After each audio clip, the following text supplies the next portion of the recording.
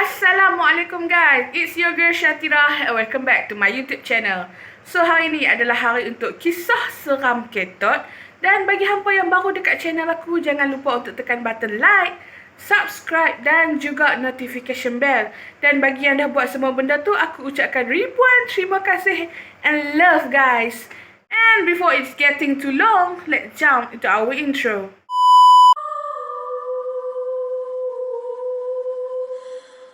So guys, aku rasa kisah kali ni adalah agak epik sebab cerita ni aku dapat daripada si pemilik asal cerita ni lagi. Bukannya yang aku ambil daripada mana-mana blog tempatan, majalah ataupun surat khabar. So, untuk pengetahuan hampa, pemilik cerita ni, aku namakan dia sebagai Pakcik Manan, berusia dalam 70 lebih daripada Kedah. So, bila kata orang lama ni, dia punya liku-liku pengalaman hidup tu panjang tau. So, mestilah banyak juga cerita seram dia selama dia hidup kan. So, without further ado guys, stay tuned with me and let's start our story. Jadi, kisah yang pertama ni berlaku pada Pakcik Manan di awal tahun 70-an. So, macam mana keadaan time tu? Orang pada waktu tu mereka nikah awal kan. So pada usia dalam 17-18 macam tu, Pakcik Manan ni pun telah mempunyai isteri yang bernama Moh. Nak dijadikan cerita juga, pada ketika tu Moh ni sedang mengandungkan anak mereka yang pertama. So bila dah cukup bulan, dah sampai masa dia, Moh ni pun nak melahirkan anak lah kan. So Pakcik Manan ni pun bawa lah isteri dia ni ke klinik desa. Time tu dia pergi klinik desa lah. Time tu tak ada, kalau nak pergi hospital besar tu memang jauh lah kan zaman tu. So semasa proses kelahiran bayi tu, Moh ni mengalami komplikasi yang agak teruk lah, mengakibatkan dia ni hilang banyak darah. So disebabkan komplikasi tu, doktor memberi kata dua pada Pakcik Manan ni. Dia kata, Cik Manan, isteri cik ni kalau kami tengok dalam keadaan yang agak kritikal lah. So macam ni, Cik Manan boleh buat putusan sama ada untuk kami selamatkan isteri cik sahaja, dok pun kami selamatkan anak encik sahaja. So macam mana pun Pakcik Manan ni, dia akan kehilangan salah seorang orang kesayangan dia lah kan. So setelah berfikir panjang lebar, dia timbang balik, Pakcik Manan ni mengambil keputusan untuk menyelamatkan isteri dia. So ditakdirkan Tuhan, anak Pakcik Manan yang sulung tu, bayi yang dilahirkan pada ketika itu, meninggal. Tapi guys, apakan daya, memang dah tertulis suratan takdir. Isteri Pakcik Manan pun turut meninggal pada ketika itu. So Pakcik Manan ni setelah mengalami kehilangan isteri ni, Pakcik Manan ni mengalami satu gangguan jiwa yang agak hebat tau. Boleh dikatakan setelah isteri dah meninggal tu, setiap hari dia akan tidur dan duduk di kubur isteri dia. Dan benda tu berlanjutan boleh dikatakan 2 tahun. Sebab Pakcik Manan ni, siapa pun yang mai pujuk dia, macam yalah, menenangkan hati dia untuk kembali normal, untuk reda dengan pemergian isteri dia ni, dia buat tak tahu dah. Dia buat dek dah. Yang dia tahu time tu, aku ni sedih, aku hilang bini, aku hilang anak. Hampa kan tahu apa? Dia macam tu lah kan. Sebab tu fikir dia. So guys, nak dijadikan cerita, mungkin juga ini adalah adalah macam hidayah daripada Tuhan kan, nak dijadikan cerita tentu. Malam tu, Pakcik Manan ni, dia pergi lena di tepi kubur isteri dia macam biasa. Tapi ada something yang berlaku tau. Tengah-tengah dia tidur dekat kubur bini dia tu, tiba-tiba dia dengar ayam berkokok tau. Klok klok klok klok. Tu ayam Turki. Ayam kokok dia kokok. Laci kerasuk bukan sekadar nasi ayam. Macam tu. Dia dengar bunyi ayam berkokok sayuk tau. Lepas tu dia pun bangkit lah daripada tempat dia tidur tu kan. Dia bangkit, dia tengok kiri kanan, dia usah. Sebab tu kawasan kubur, mana mungkin lah ada ayam kan. Tapi ayam hutan aku tak tahulah. Tapi based on cerita pakcik tu, memang tak ada lah. Mana mungkin lah ayam ada time tu kan dekat kawasan kubur. So guys, tiba-tiba Pakcik Manan dia macam terperasan tau daripada hujung mata dia. Dia nampak ada satu benda putih berguling-guling, semakin lama semakin dekat mai dekat dia. Dia tengok benda tu guys. Pada waktu tu Pakcik Manan ni dia memang tak tahu takut tau. Sebab biasalah orang yang tengah sedih, dia takkan fikir benda yang lain daripada kesedihan dia tu tau. So dia usah benda tu bergolek mai dekat dengan dia. Dan hampa tahu apa yang bergolek mai dekat dia? Ya, bijak. Itu adalah Abang Candy. Tak tahulah abang ke kakak kan. Tapi menurut Pakcik Manan ni, waktu tu bergolek tu, bungkus tu mai dekat dia. Dia macam bungkus tu tutup rapat lah. Dia tak nampak lagi lah muka bungkus tu kan. So bila dia kalih ke tempat lain, dia nampak lagi dekat hujung mata dia, benda tu macam buka muka. Lepas tu dia kalih lagi nak tengok muka siapa. Lepas tu tutup balik benda tu. Lepas tu elok dia kalih belah lain lagi. Dia perasan benda tu terbuka lagi, tunjuk muka. Dan benda tu berlaku untuk beberapa ketika tau. Tak ada buka tutup demi cucak-cucak tu. Last sekali Pakcik Manan ambil keputusan, lantak hang lah nak cucak-cucak, aku nak tidur. Aku masih lagi sedih dengan kehilangan bini aku. So guys, benda tu tak berakhir di situ tau. Benda ni berlanjutan sampailah hari ketiga.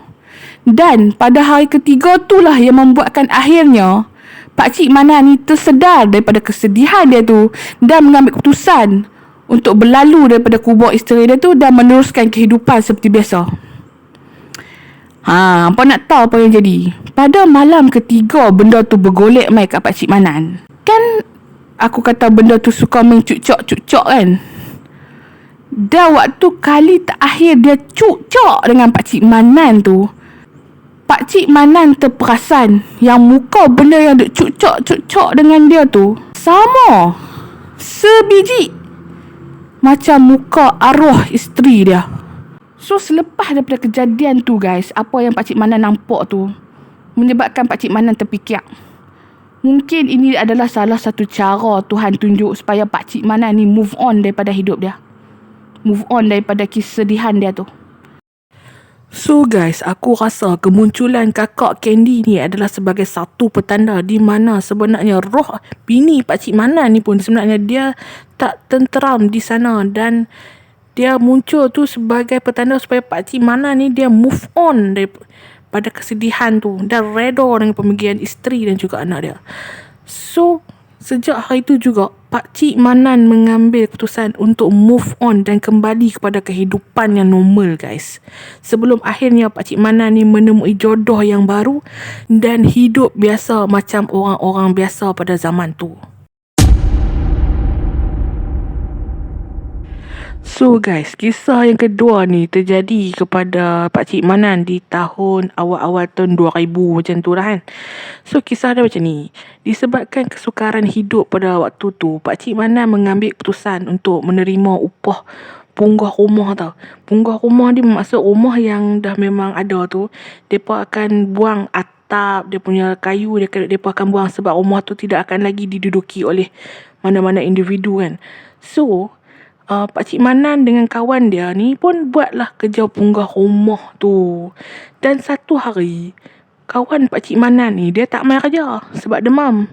So malam tu pun malam mereka buat kerja punggah barang ni malam lah.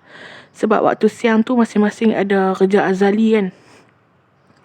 So guys, nak dijadikan cerita, malam kejadian tu kawan Pakcik Manan ni dia demam. Lepas tu Pakcik Manan pun kata, tak apalah, dah kawan dia demam nak buat lagu mana kan, sakit tak boleh nak elak kan. So dia pun pilah punggah rumah malam tu sorang-sorang. So waktu punggah barang tu, dalam dia duk ralik, duk punggah, duk cabut paku dekat atap apa semua tu, tiba-tiba dia terdengar bunyi tapak kaki tau. Prak, prak, prak. So Pakcik Manan ni pun macam biasa, dia tengoklah kiri kanan, tengok tu bunyi tapak kaki siapa kan. So dia usia dia sambil dia suluh dengan lampu torchlight dekat kepala dia tu, dia suluh tengok tak ada siapa. Pakcik Manan pun tak Fikir dia kan, dia kata gitu. Lepas tu dia buat lagi kerja dia. Dia sambung kerja dia. Lepas tu dengar lagi bunyi tapak kaki tu. Perak, perak, perak. So Pakcik Manan kali ni dia still berfikiran positif. Dia fikir, oh mungkin ni kawan aku kot, dia mai tengok aku buat kerja. Tapi kalau ikut logik kan, kawan dah demam, takkanlah dia nak mai jalan malam-malam kan, nak mai tengok Pakcik Manan punggah rumah kan. So Pakcik Manan suluh lagi sekali. Still tak ada siapa-siapa guys. Dan kali ketiga bunyi lagi tapak kaki tu. Dan guess guys, lepas saja Pakcik Manan suluh dekat kawasan tu, Pakcik Manan ternampak ada seorang perempuan berbaju putih dengan rambut yang panjang mengerbang tengah berjalan mengelilingi kawasan rumah yang Pakcik Manan punggah tu sambil memegang seorang bayi. Masalahnya, siapa je nak bawa anak jalan tengah-tengah gelap waktu malam kan? So Pakcik Manan ni pun mengambil keputusan untuk stop saja kerja dia time tu dan terus balik ke rumah. Keesokan hari dia, Pakcik Manan pun pergi bertemulah dengan kawan dia yang sakit semalam tu. So dia pun ceritalah, kata dia ada ternampak perempuan menggendong anak berjalan di tengah malam di kawasan yang mereka punggah rumah tu kan. Dan guys, rupa-rupanya kawan Pakcik Manan ni dia already dah tahu pasal benda tu. Dan sebab tu jugalah malam tu dia demam. Tapi dia tak habaq lah kat Pakcik Manan ni sebab saat lagi takut Pakcik Manan ni dia tak maulah pula buat kerja tu kan. Dan guys, menurut kawan Pakcik Manan juga, di salah sebuah rumah yang mereka punggah tu ada terjadi satu kes kematian di mana perempuan mengandung mati sebelum sempat melahirkan anak dia.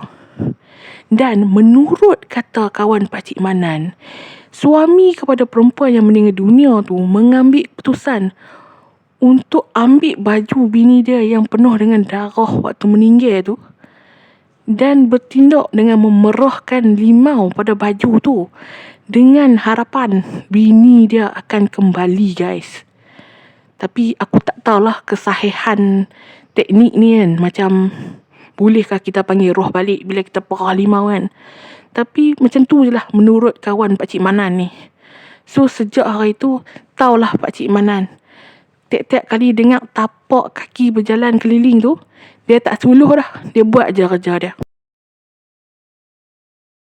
So guys, untuk kisah bonus ni, benda ni terjadi pada waktu tu Pakcik Manan baru balik daripada melepak dekat rumah kawan dia lah. Waktu tu dalam pukul 3 pagi. So, untuk sampai ke rumah Pakcik Manan ni, dia terpaksa melalui, bukan terpaksa lah, dia kena melalui satu pokok yang dipanggil pokok ketapang. So, pada malam tu, Pakcik Manan ternampak ada seorang perempuan yang berdiri di bawah pokok ketapang tu dan membelakangkan jalan. So, disebabkan jam pun dah pukul 3 pagi dan Pakcik Manan ni dia seorang yang gentleman dan dia memang concern lah dengan keselamatan perempuan tu kan. So, Pakcik Manan ni pun berhenti betul-betul tepi perempuan tu. So, Pakcik Manan pun tanyalah perempuan tu, "Adik, nak pergi mana malam-malam ni? Tunggu siapa?" So guys, perempuan tu pun menjawab, "Saya tunggu suami saya." Sebaik saja dia kata dia tunggu suami dia tu pun, perempuan tu memalingkan muka ke arah Pakcik Manan guys. Dan guess what? Rupa-rupanya guys, perempuan tu muka dia buruk sebelah. So Pakcik Manan ni pun tak cakap banyak, Assalamualaikum, dia pun berlalu daripada situ dan balik ke rumah guys. Selepas kejadian Pakcik Manan bertemu dengan perempuan bermuka buruk sebelah tu, 3 hari jugalah dia demam guys.